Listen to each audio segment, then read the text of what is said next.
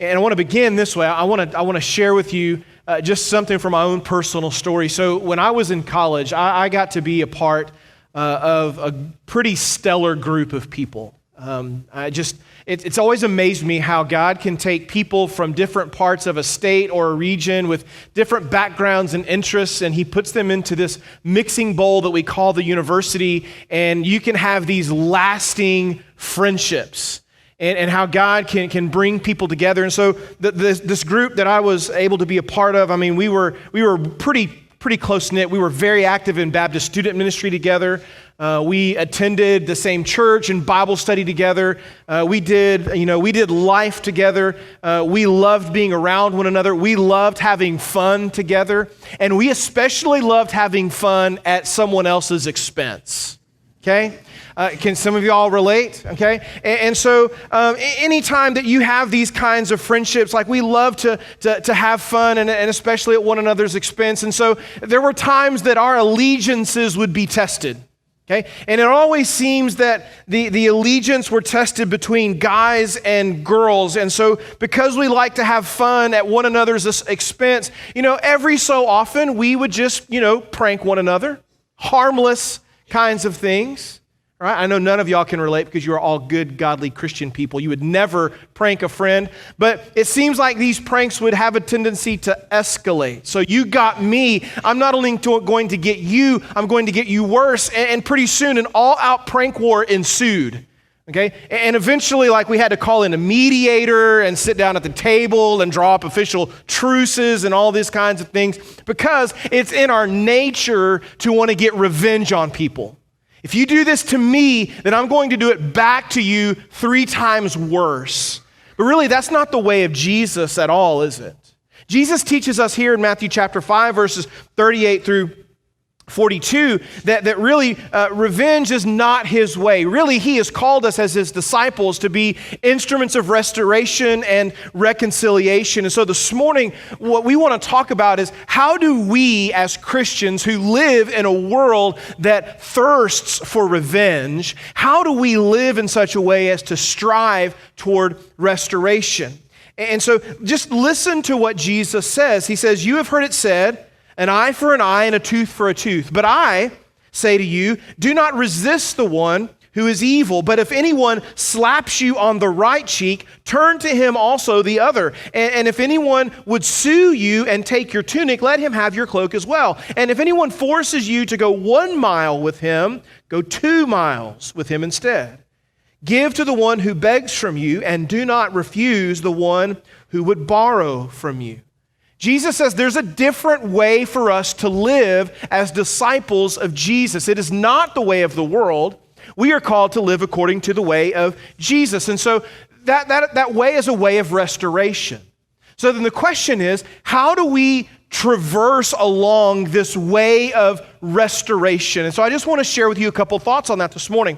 The first of those simply is this: the way of restoration, or the way to restoration, is through reconciliation. Okay? So I think we would agree that our culture would say that revenge is sweet, right? When you're able to get somebody back, that there's a sweetness to that. Okay? But what Jesus teaches us is not that revenge is sweet, but that reconciliation is sweet. And we can come to the point of restoring things. And so, listen, restoration is the way of the world, but it's not the way of Jesus. The way of Jesus is one who seeks reconciliation and seeks to restore a relationship. And so let's put it in pretty simple terms. Revenge is easy. Revenge is easy. It's the low-hanging fruit. If you do something to me, it's easy for me to do something back to you in return. And maybe that's what makes it so sweet, is that it is easy, it's simple, it's that quick hit, it's that easy fix, as it were. Whereas the things of reconciliation and restoration, those are hard.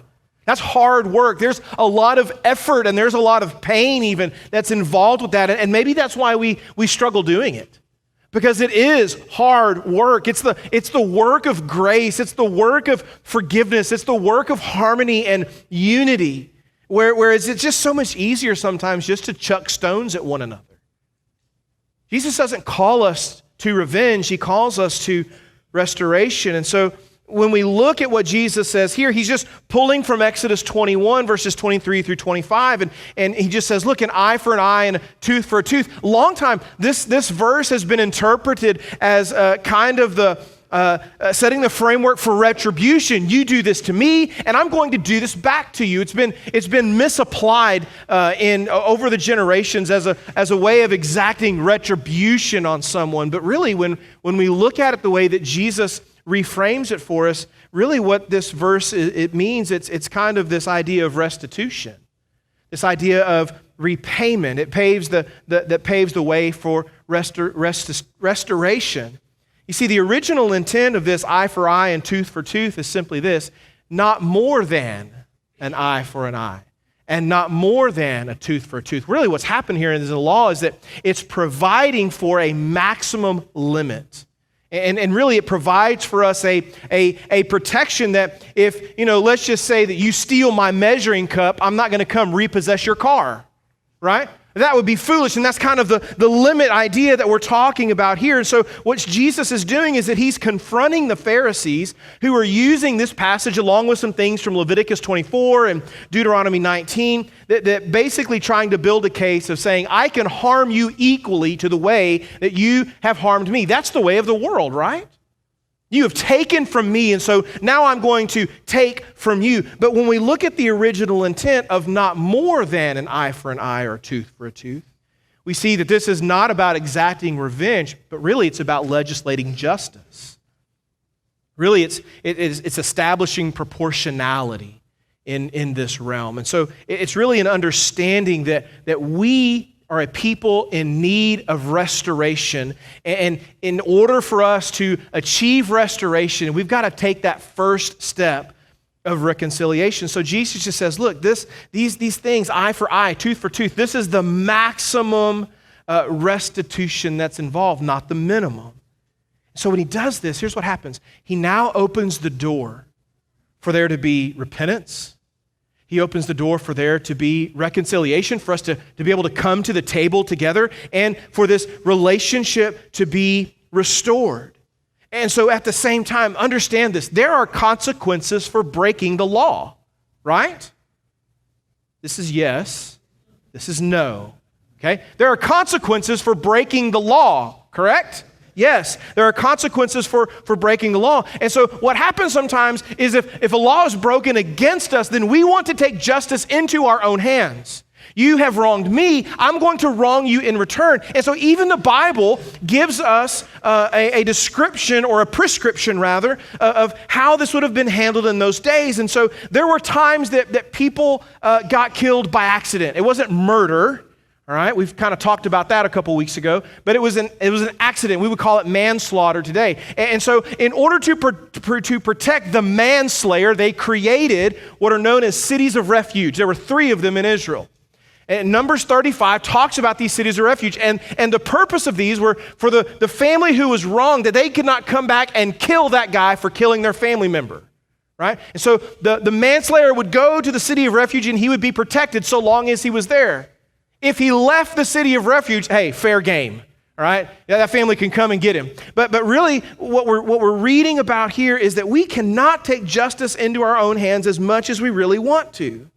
And so what Jesus is teaching us is the relationship between the level of our retaliation and the level of our love. And those two things are indirectly proportional to one another. So Jesus just teaches us this, that when our level of love is high, then the level of our retaliation is going to be low. And the converse of that is true also. When the level of our retaliation is high, then the level of love that we have for that person that we want to have revenge on is very low. The law of love that Jesus is teaching about here, it helps us to bring into consideration the need for mercy and grace. That mercy and grace are great replacements for revenge. So mercy just simply is this. It's withholding a deserved punishment. It's keeping from someone something that they really deserve, punishment-wise. Grace, on the other hand, is extending or giving these undeserved gifts. And so when you are wronged, God offers us this opportunity instead of revenge to extend mercy and grace to these people. And so where our world would say revenge is sweet, Scripture teaches us that reconciliation is sweeter, but Jesus says love is sweeter still. That love is the well from which we draw from in these times of difficulty. And so this idea of reconciliation, it's forgiveness really at its heart. It's forgiving that person for the wrong that they have committed against you, and therefore it's no longer insisting on punishment for that person.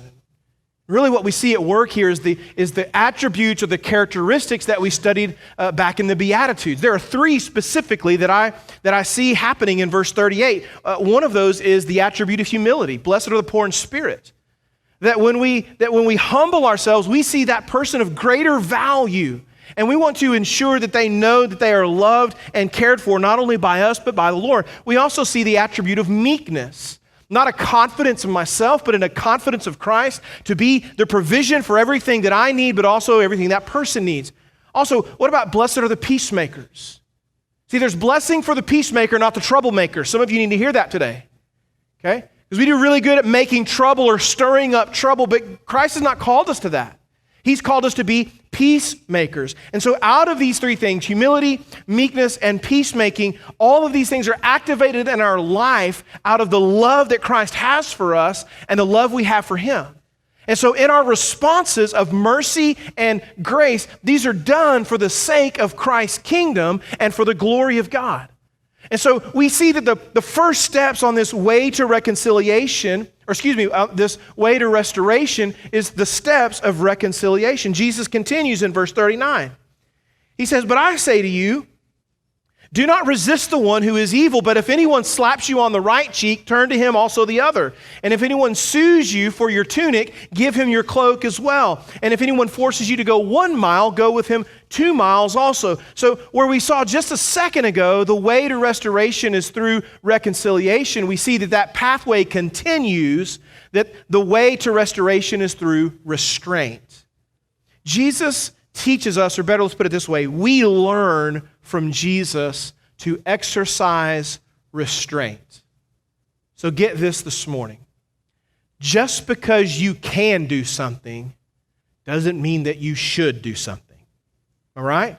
Just because you can do it doesn't always mean that you should do it. We have to allow the wisdom of the Holy Spirit who is in us to prevail. And so Jesus just simply shines light again on the original intent of eye for eye and tooth for tooth, and He expresses to us these responses here in 39, 40, and 41. These three responses that lead to restoration. And so Jesus is just saying, hey, we need to reconsider the word of the Lord from the right attitude. He calls us to a life of personal sacrifice. He calls us to sacrifice for the sake of someone else. And of course, Jesus would do that. Of course He would, because He's the one who came to live His life and personally sacrificed His own life for your sake and for mine. So it should come as no surprise when Jesus calls us to a life of personal sacrifice for the benefit or the sake of someone else. What He's saying is we need to be willing to suffer loss ourselves so that we don't cause someone else to suffer. And so there's a work that's happening here. There's a principle at work, and it's simply this, that the love of Christ that's within us must be willing to bear twice as much as what the world or what an injustice can demand from us. In every one of these instances, 39, 40, and 41, we see this principle at work. That because of the love of Christ that dwells within the life of the believer, in the life of the disciple, there's this reasonable expectation that we've got to be willing to bear at least twice as much as what any offender or the world or any injustice can demand against us. And so we see this really at work here as Jesus says, when somebody slaps you on the right cheek, turn to him also the other one, or turn to him the left. And here's really where we see restraint at work. Restraint is powerful. Restraint is even more powerful than retaliation. It takes a stronger person to restrain themselves from acting than it does to retaliate. Because in retaliation, here's what happened. Nobody wins. We don't get the end result. We want a resolution to the instance, and in retaliation, we just continue to pour fuel on the fire. Jesus says here that we are not to refuse that person, or we are not to resist that who is evil. What that word means is simply, we're not to come to blows with them. Really talks about a physical altercation or fight. And so here's the thing we've got to understand, that when we restrain ourselves, what's happening is that we are not now rendering evil for evil. You do this to me and I'm going to do it back. That's not the way of Jesus. Instead, what happens is, instead of giving you what we think you deserve, I'm going to go beyond that, and I'm going to go to forgiveness. I'm going to forgive you for that thing. You slap me on the right, I'm going to turn to you the other cheek and say, go ahead and just do it again. And really, when we look at the life of Jesus, this is exactly how he lived. Remember that when Jesus was crucified, after they nailed him to the cross and raised it up and put it in place, that he looks down upon those who were at his feet, casting lots for his undergarment, for his tunic. He says this, you remember what he said? Father, forgive them, for they do not know what they are doing. And so when someone slaps you on the right cheek, Father, forgive them, for they do not know what they are doing. That's the attitude of the disciple. You see, this is an exercise for us in mercy and grace. I'm withholding from them the punishment that they deserve. Because if somebody slaps you on the face, what's your natural reaction to that? Slap them right back. Harder, right? Okay? But we want to exude mercy. That may be what they deserve, but I'm going to withhold that. I'm going to extend to them grace instead. I'm going to give them an undeserved gift. So when I was in 7th grade, I was awkward. You think I'm awkward now. It was really bad then. Okay? I'd grown 6 inches over the summer, and my coordination had not quite caught up with my body yet. Okay? And, so as 7th grade guys can be, sometimes they can be harsh. Let's put it that way. They can be harsh. And so there were some guys, and they were kind of mean, said mean things, just kind of brush it off like whatever. But after a while, it kind of weighs on you a little bit. So I'm struggling with this. My parents know something's going on, but I don't want to talk to my parents about this because they don't know anything about what I'm suffering through. They have no point of reference whatsoever. They've never been in 7th grade, ever, right? And so finally, I just break down. I just can't take it anymore. And so I talk to my parents about it and talk to my dad, and my dad gave me such wise counsel. I mean, I see it as that now. Didn't see it so much as it then, but he said, here's what I think you should do. He said, I think you should kill them with kindness. I said, Dad, I don't think killing them is really in the school policy. He said, no, kill them with kindness. I said, what? I don't know what that means. Like, what does that mean? He says, so when they say something mean to you, just, say something nice to them in response. And at the time, I had no idea that my dad was teaching me exactly what Jesus teaches us here in Matthew 5:39. To kill them with kindness, to extend to them grace and mercy. And so think about this. When Jesus says, turn your other cheek, here's what he's really saying. He's saying, don't run away from the issue. But if you're going to turn the cheek to someone, that means you're going to stay in place. It means you're going to say, I'm going to stand here, and if it means I take 50 blows, then I take 50 blows, but I'm going to stay here and work toward resolution instead of running away. And so what's really interesting is the psychology of all of this. Because a lot of times we think that bullies are strong. Bullies aren't strong, they're weak. They're trying to compensate for their own inconsistencies in their life. And so what psychology teaches us a lot of times is that violence is born out of weakness, not strength. It takes strength to stand and stay and to turn the other cheek. The one who is weak, they hit and hurt and run. And so think about what Jesus is saying here. He's saying, so it's not just the physical harm that's caused by the slap, but part of that is it's demeaning.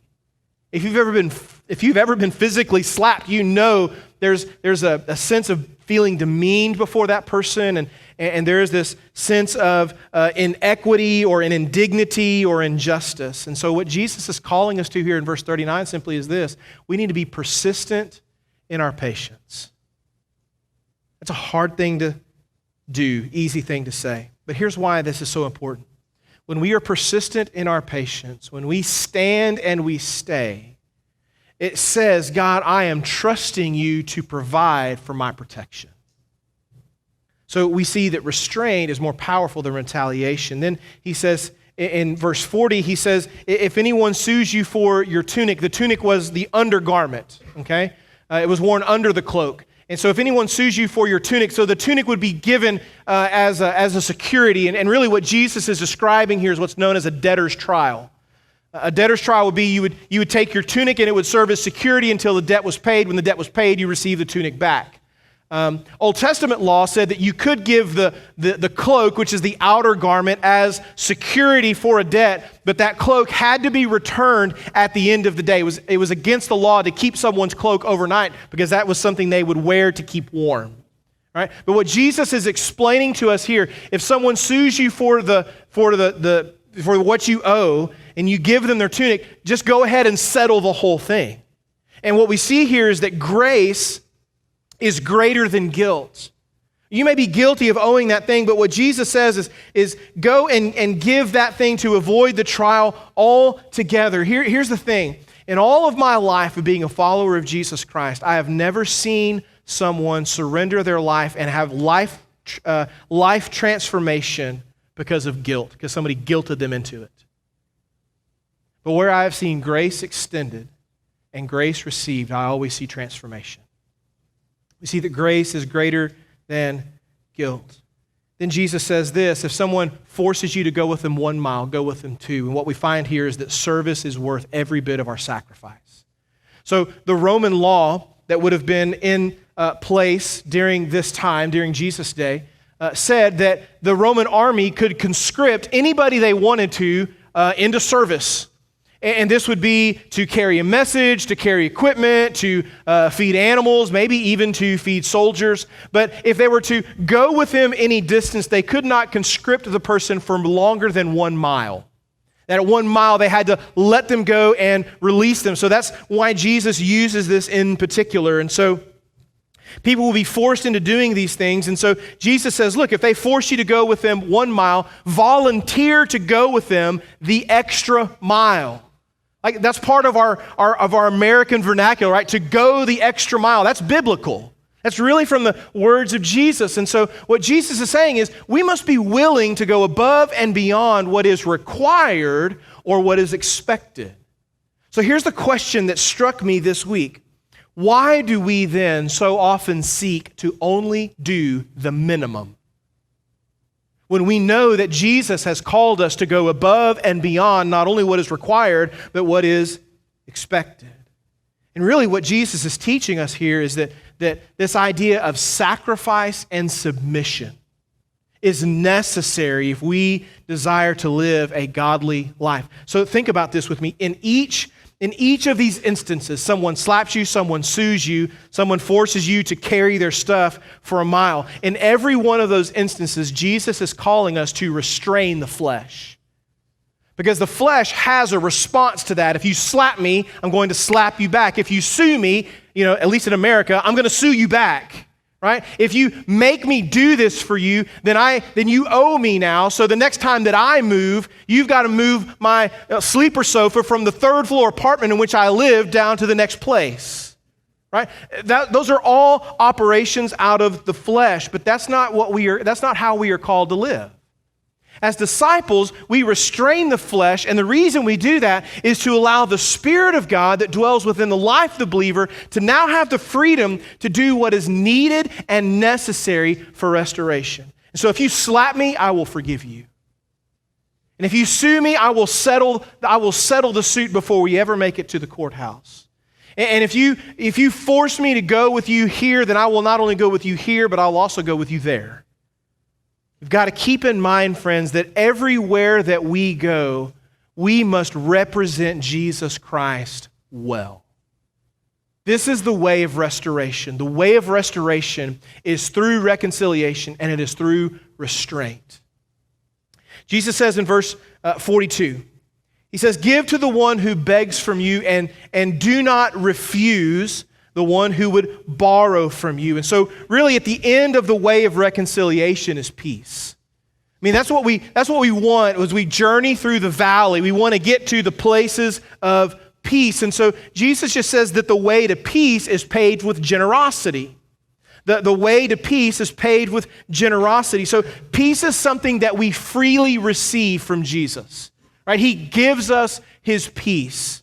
And so we did nothing to deserve that. We did nothing to merit that peace. He just gives it to us freely along with his grace. It's one of the benefits of being under the grace of Christ as we experience his peace. And so then we have to ask this question then of ourselves as believers, then why would we withhold that peace from somebody else?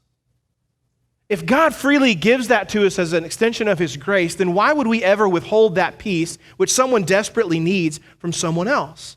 And so what Jesus is teaching us here in verse 42 is simply this, is that we are to practice charity.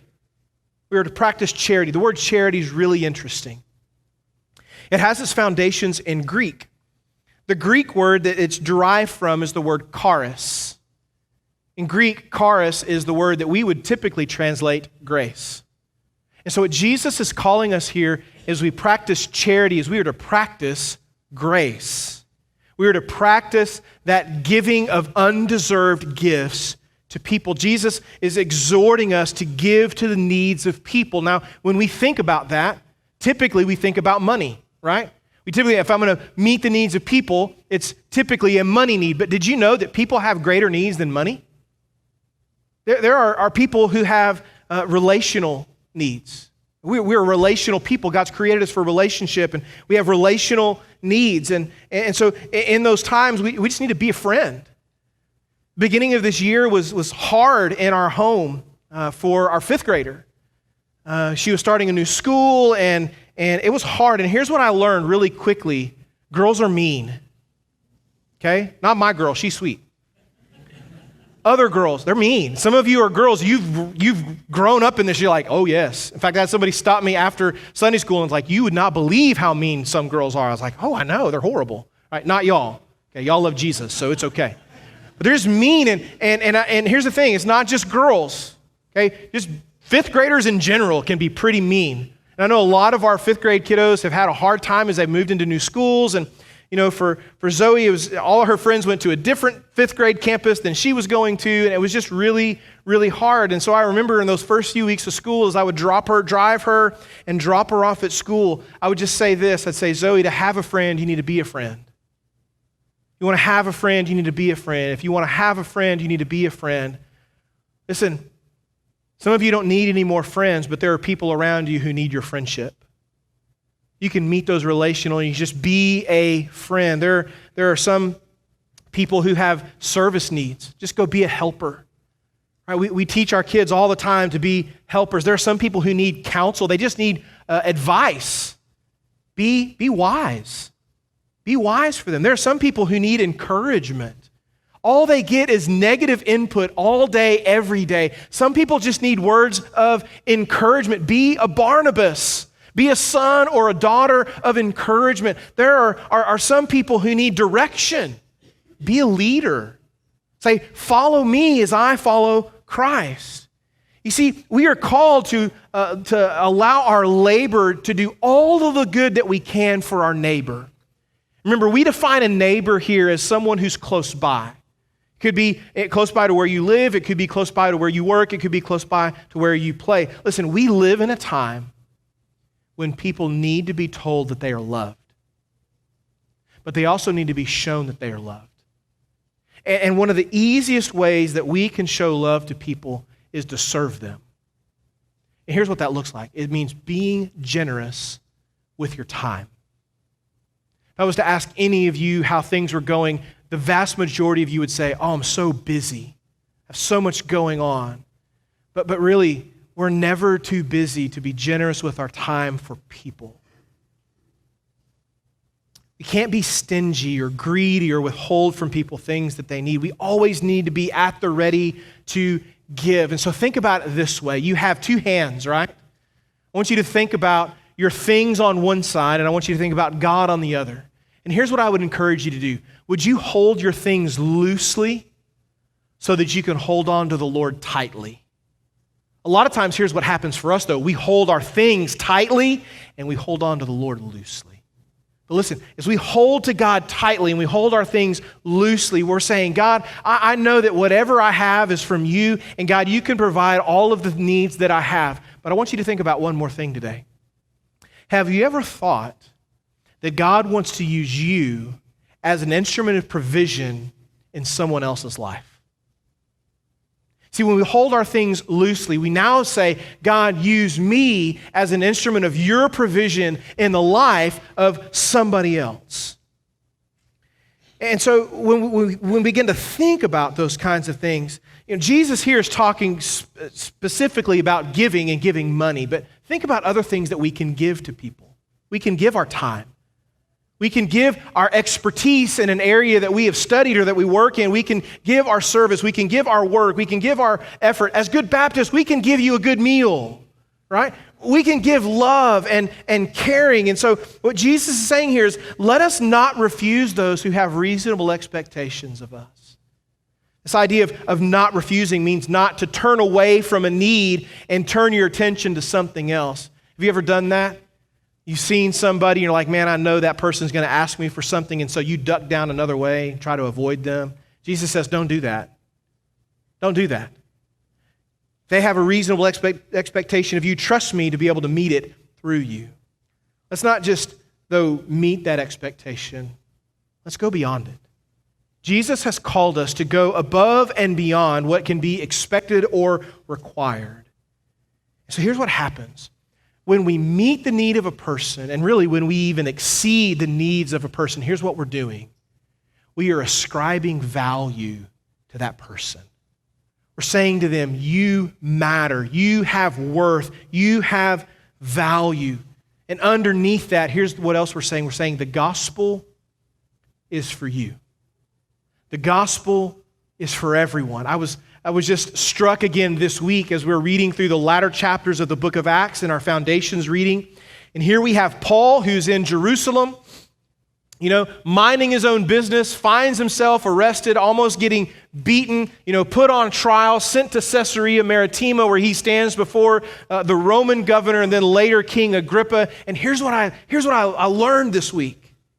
I learned that the same message that Paul preaches in the outskirts of Philippi and in places like Ephesus and places like this, Corinth, is the same gospel that he teaches to the king of Israel and to the governor of the Roman province in Israel. The gospel is for all people, no matter how high or low of standing you may be. And so listen, if we desire a true and lasting peace, it always follows when God's people are generous with the gospel. When we are generous with the gospel, we will see the peace that our world so desperately desires and longs for. So why do we give? Why do we give of our time? Why do we give of our money? Why do we give of our effort? We don't give so that we can get. We give so that we can help. We give so that we can serve. We give so that we can unburden someone else. We give so that we can benefit others. Listen, we give to further the gospel. Jesus teaches us about two responses this morning when we're in the valley. One of those is the flesh. You slap me, I slap you back, you stay in the valley. You sue me, I sue you back, you stay in the valley. I go with you 1 mile, now I'm requiring you to go with me another mile, you stay in the valley. The way of the flesh keeps you in the valley, but Jesus shows us a better way. It's the life in the Spirit. It's life that walks with Him, that when I'm slapped, I forgive. That's on the pathway to peace. That's out of the valley. When you sue me, I settle that disagreement before we ever reach the courthouse. That's on the way to peace. When I go with you a mile, now I'm willing to go 2, 3, 4, 10 miles with you if need be, because that's the way of peace. Listen, we live in a world that is filled with vengeful people, and they want to keep you in the valley, but Christ has called us to the places of peace. And when we follow the leadership of His Holy Spirit, and we restrain the flesh, and we follow the Spirit, He leads us out. Will you follow Him out of the valley today?